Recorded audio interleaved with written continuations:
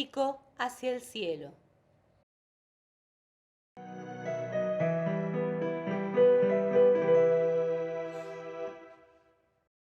Hoy les platicaré sobre el libro del Deuteronomio, un libro que tiene 34 capítulos.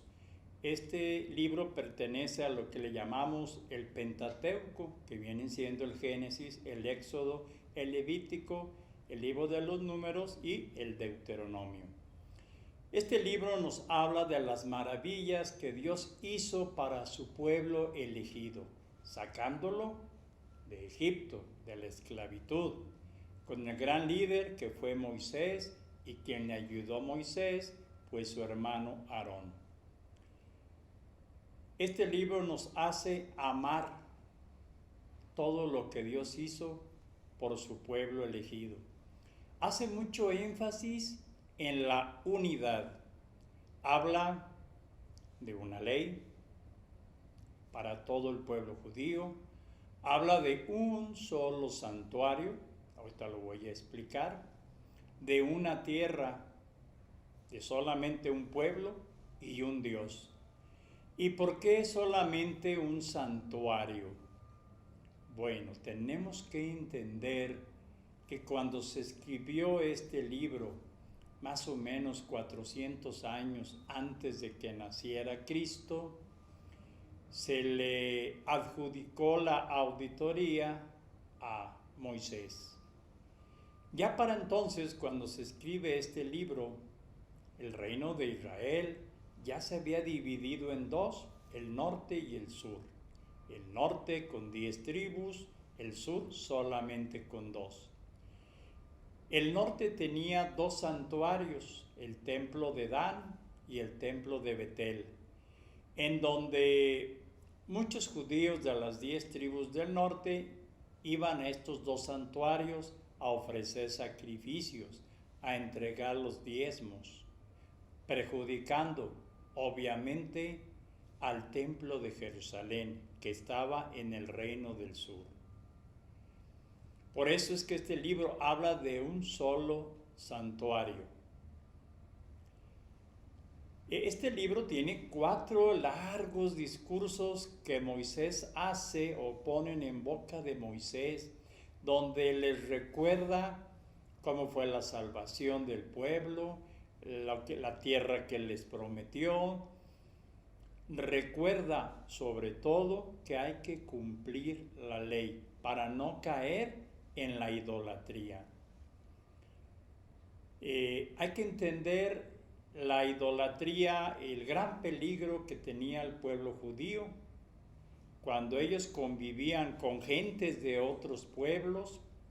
Esos pueblos eran idólatras, tenían varios dioses y diosas.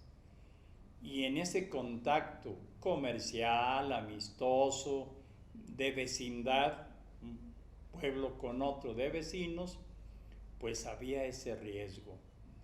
Deuteronomio en griego quiere decir segunda ley. Y en esta parte nos habla de la última etapa del pueblo judío en el desierto, ya cuando estaban cerca del río Jordán, cuando ya estaban cerca de la tierra prometida. Este libro habla de todas las peripecias y problemas que tuvieron los judíos antes de entrar. Pues bien, nos va a hablar también este libro de cómo fue un poco la conquista a través de Josué, muchas veces pacífica y algunas veces belicosa. Va a hablarnos un poquito o recordarnos un poquito de los jueces, entre ellos una mujer juez, Débora, Sansón y muchos otros más. Luego nos va a hablar de cómo fue la monarquía, empezando con el primer rey de Israel, Saúl, que no hizo mucho caso a lo que Dios quería. Luego David, el rey que Dios quiso más.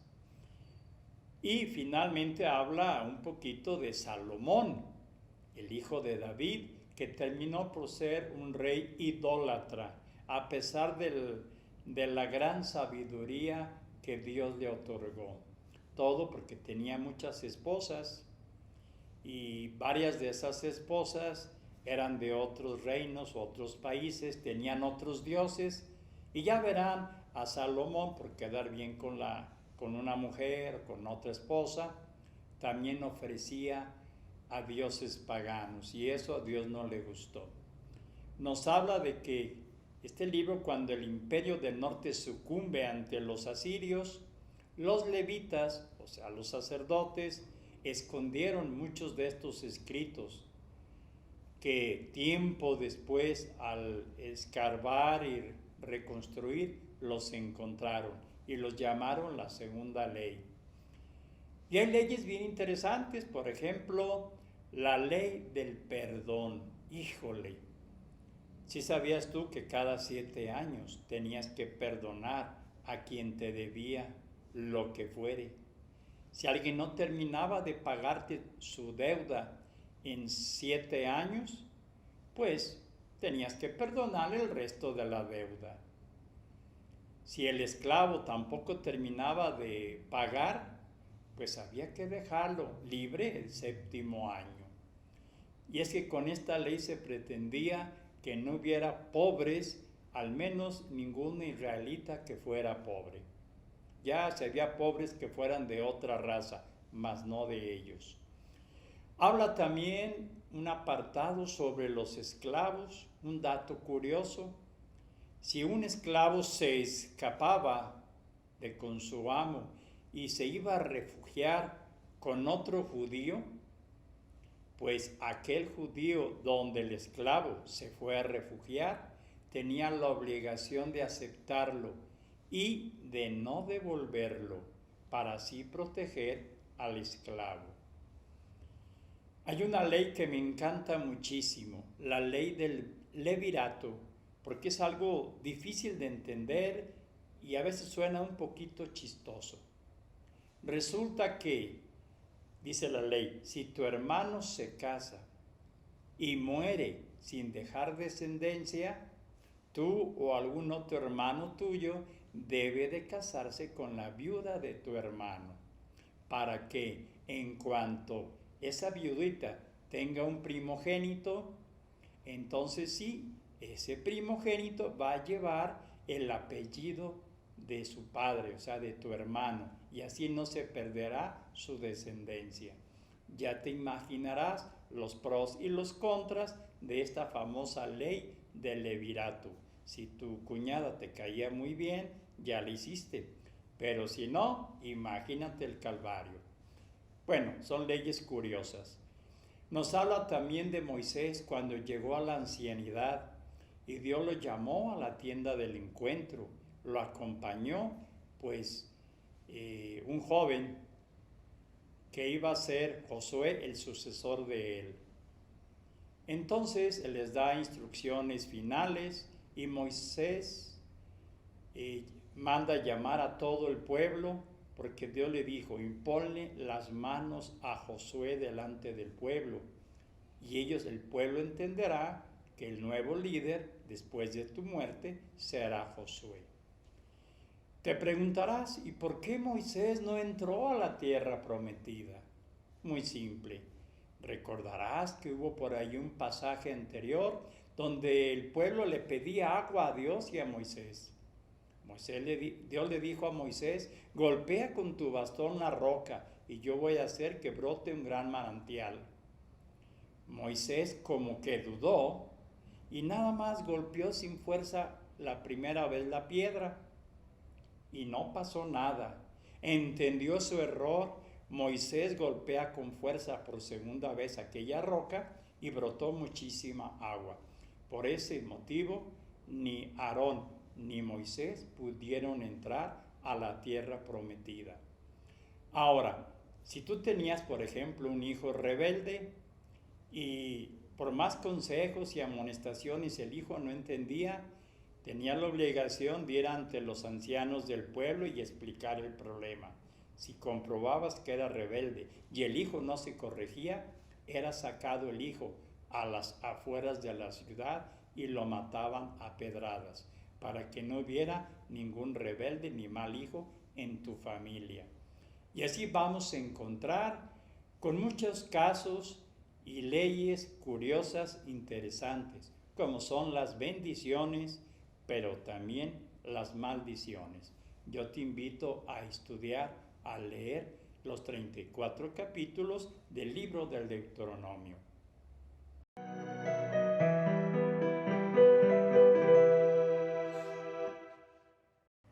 San José y la festividad de los santos esposos. Alguna vez dijo el venerable Fulton Sheen: jamás ningunos esposos se han amado tanto el uno al otro como José y María. ¿Sabían ustedes que hay una festividad litúrgica para celebrar el matrimonio, la fiesta, los esponsales de José y de María? ¿Sí? Hay una fiesta y se celebra los 23 de enero. ¿Por qué? No hay una claridad por qué se escogió esa fecha. Pero lo que sí es cierto que esto se celebra desde el siglo XV, los años 1400 y tantos. Y hay algunas coincidencias o diosidencias muy bonitas, por ejemplo, de la beata Ana Caterina Emmerich, mística alemana del siglo XVIII. Ella cuenta que pudo ver en una de sus visiones cómo fue transportada a la boda de José y de María, que estuvo presente en el Monte Sión. Ahí se realizó en una casita especial dedicada a este tipo de celebraciones matrimoniales. También la venerable María de Ágreda del siglo XVI, que ya hace todavía un recuento más amplio y más claro de todo eso. Ella señala cómo pudo ver a la Santísima Virgen María vestida con un bellísimo vestido, a San José con un porte señorial, muy guapo, porte elegantísimo, y cómo pudo ver toda esta celebración. Y hay una narración que nos hace esta venerable María de Ágreda, y dice: por voluntad divina, los dos esposos más castos y santos sintieron una incomparable alegría y consuelo el día de su boda.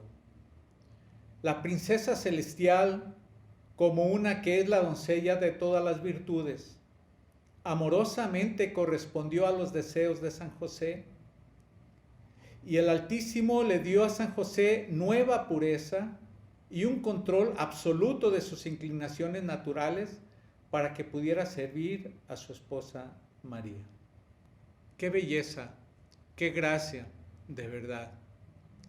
Fíjense que en algunas partes se celebra esta fiesta de los santos esposos o esponsales. Por ejemplo, en el oratorio de San José en Montreal, Canadá. También se celebra con los Oblatos de San José, una congregación fundada en Asti, Italia, en el año de 1878 por San José Marello, que es una comunidad de iglesia que se dedica a hacer muchísimo bien. Este San José canonizado por el Papa San Juan Pablo II en el año 2001. Ellos, entre otras comunidades, celebran esta fiesta litúrgica del 23 de enero, la festividad de los santos esposos. En el año del 2002, el Papa San Juan Pablo II hizo un gran regalo a la Iglesia Universal al promulgar los 5 nuevos misterios del Rosario, que son los misterios luminosos, que en realidad los misterios luminosos fueron meditados y escritos y creados por San Jorge Preca de Malta. Este sacerdote santo maltés, los creó en el año de 1957. Este sacerdote hizo una meditación sobre los 5 misterios luminosos que actualmente conocemos. Murió en el año de 1962. Fue beatificado por el Papa San Juan Pablo II en el 2001 y canonizado por el Papa Benedicto XVI en el 2007. Y sobre todo, hay un punto importantísimo. En el segundo misterio se medita sobre las bodas de Caná y se quiere resaltar la importancia del matrimonio y de la presencia de Dios en la vida matrimonial. y cómo el matrimonio se realiza entre un hombre y una mujer, como actualmente vemos que con tanta ferocidad es atacado este principio divino. Pues, a raíz de este sacerdote santo, el Papa tomó de él sus escritos y promulgó estos 5 nuevos misterios, los misterios luminosos, donde se resalta sobre todo la importancia del matrimonio. Decía San Buenaventura, todo lo que se refiere a este matrimonio entre María y José sucedió por una íntima disposición del Espíritu Santo.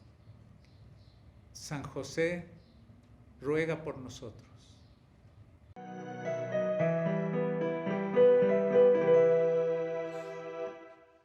Santa Cecilia, patrona de los músicos. Su historia es muy interesante como antigua. Resulta que en el año 178 de nuestra era, allá en la ciudad de Roma, en Italia, esta muchachita joven, hermosa, virtuosa, salía de su casa sigilosamente, sobre todo los domingos. ¿Hacia dónde?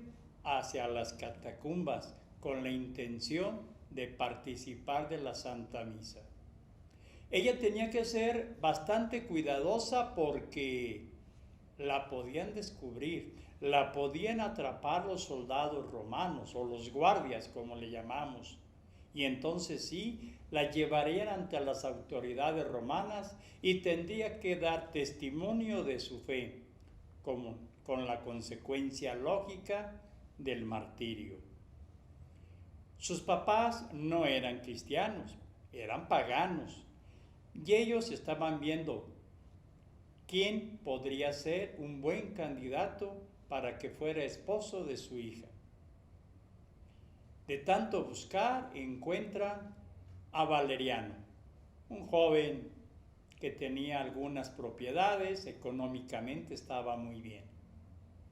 Cuando le comunican a Cecilia esta noticia, esta decisión de ellos, ¿qué hace ella? Va a su habitación, cae de rodillas y se pone a orar y le pide a Dios que le ayude, porque ella quiere ser virgen, quiere consagrarse a nuestro Señor Jesucristo.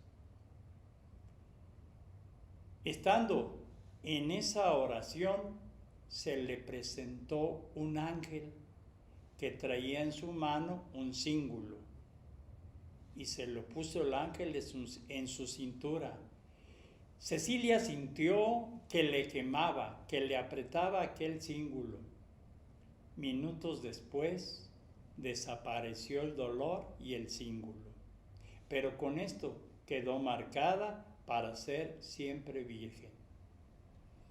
Pasaron los días, llega el día de la fecha del matrimonio y el matrimonio se realizó sin la voluntad de Cecilia. Ya entrando el nuevo esposo, por así decirlo, con su esposa a su habitación, Cecilia le tiene que revelar 2 secretos. 1, que ella es cristiana. Y 2, que se había consagrado a Jesús, a Dios nuestro Señor. Por tal motivo, no podía tener relaciones con su marido. El marido, obviamente enojado, colérico, quiso golpearla, pero luego, tocado por la gracia de Dios, se tranquilizó Valerio y empezó a dialogar con su esposa. Esa misma noche Valerio buscó en las catacumbas al Papa Urbano. El Papa lo instruyó en la fe cristiana y lo bautizó. Regresando Valerio a casa de su esposa Cecilia, entra nuevamente a la habitación, se arrodilla y se ponen a orar y darle gracias al Señor. En eso llega un ángel y les ofrece 2 guirnaldas, una para cada quien.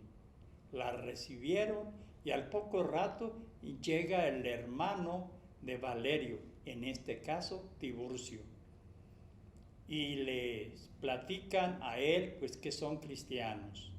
También Tiburcio decide días después hacerse cristiano. Ellos van los domingos sigilosamente a las catacumbas a participar de la misa, pero un criado los denunció y los estuvieron espiando tanto a Tiburcio como a Valerio, y cuando estaban levantando el cuerpo de un mártir, los atraparon y los llevaron ante el prefecto. Pero alguien le aconsejó al prefecto que los condenara a muerte, sobre todo a Valerio, porque así podría quedarse con todas sus pertenencias y riquezas. Y ordena que los decapiten, y así sucedió. Pero antes de que esto ocurriera, Cecilia fue a visitar a su marido y a su cuñado. Luego salió, hizo oración, invitó a unos amigos y en la noche fueron a recoger los cadáveres de su esposo y su cuñado y los enterraron en las catacumbas. ¿Qué hizo Cecilia? Vendió todo lo que tenía de valor y lo regaló a los pobres. Luego va con un amigo llamado Gordiano y le dice: mira, mi casa cuando yo muera, tiempo después, conviértela en una iglesia. Cecilia fue atrapada y condenada a morir, porque se negó a ofrecerle incienso al dios Júpiter. La condenaron a morir asfixiada, no murió asfixiada, entonces la condenaron a morir decapitada. Y 3 veces con la espada quiso cortarle el cuello, la cabeza a Cecilia, y la cabeza no se separó del cuerpo. La dejó por muerta. Fueron compañeros suyos por el cadáver y la encontraron todavía viva. 3 días estuvo en agonía hasta que el Señor la mandó llamar. Al momento de su muerte, su casa se llenó de un aroma floral y voló hacia el cielo.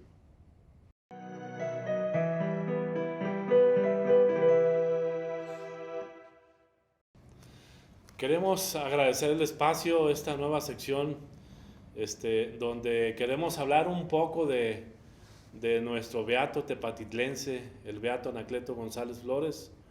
Estamos en el contexto del 18 aniversario de la beatificación. Este próximo 20 de noviembre recordaremos los 18 años que algunos compañeros desde un inicio que acudimos al Estadio Jalisco con toda la alegría del mundo para darle gracias a Dios y festejar ese gran don, gran gracia que le dio a todos los salteños, donde fue beatificado Anacleto González Flores, quien encabezaba la lista, y los compañeros mártires de Cristo Rey. Entre ellos, pues ya sabemos que San José Sánchez del Río, pues ya fue declarado santo, ya no está en la lista. Pero pues nosotros queremos seguir impulsando la vida y la obra de Anacleto González Flores y sus compañeros, que todos tienen lo suyo. Y ahora nos da tanto gusto porque en el 2019 la Conferencia del Episcopado Mexicano le solicitó al Vaticano, por medio de esta Congregación para el Culto de la Fe y la Disciplina de los Sacramentos, que fuera nombrado como patrono de todos los laicos mexicanos.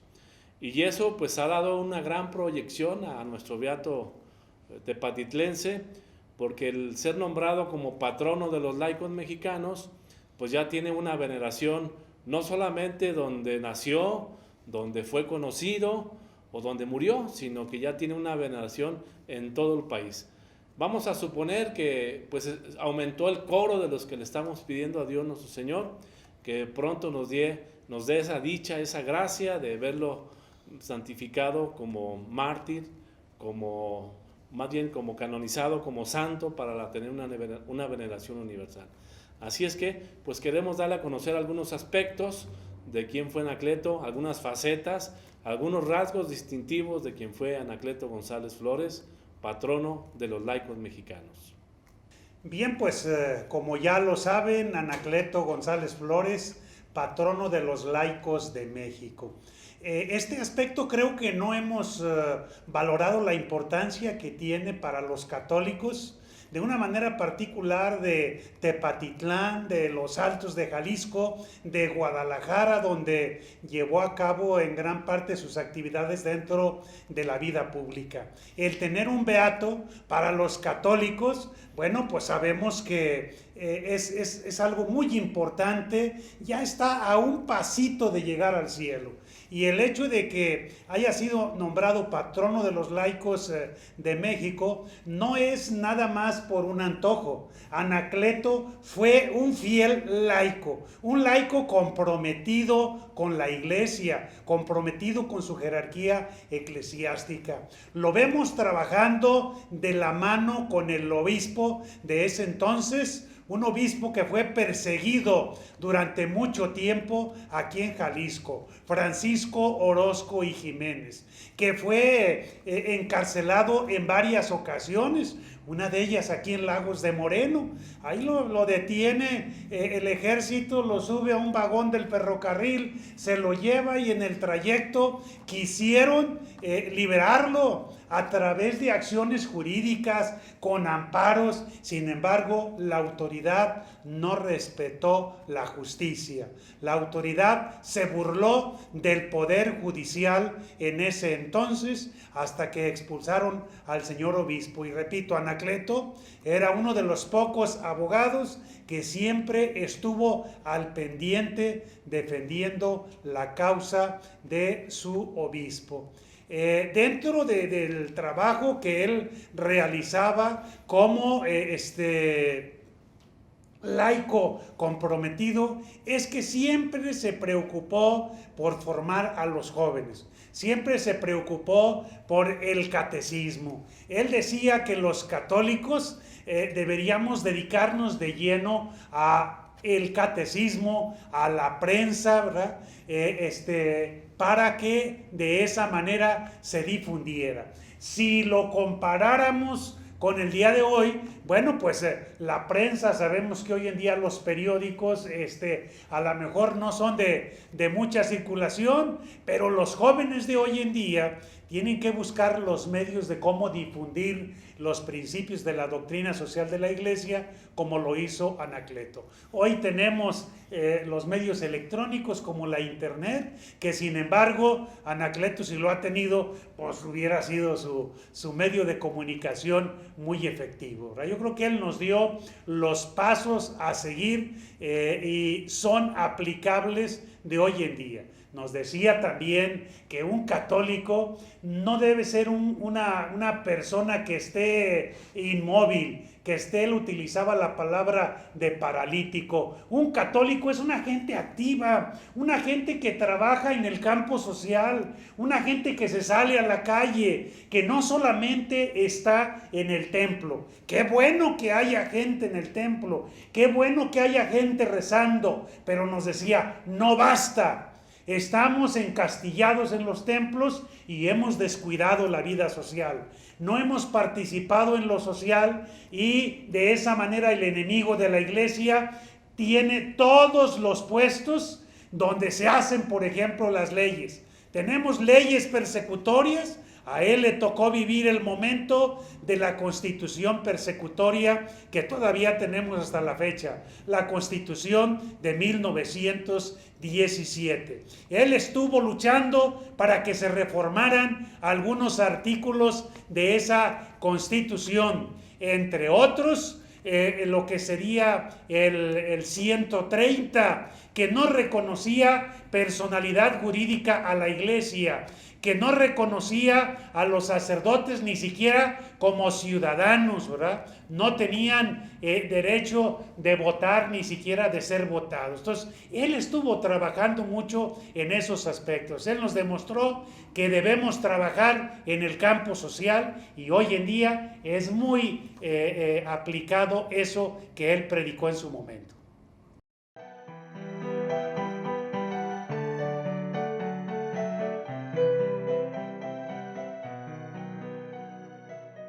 Del pórtico hacia el cielo.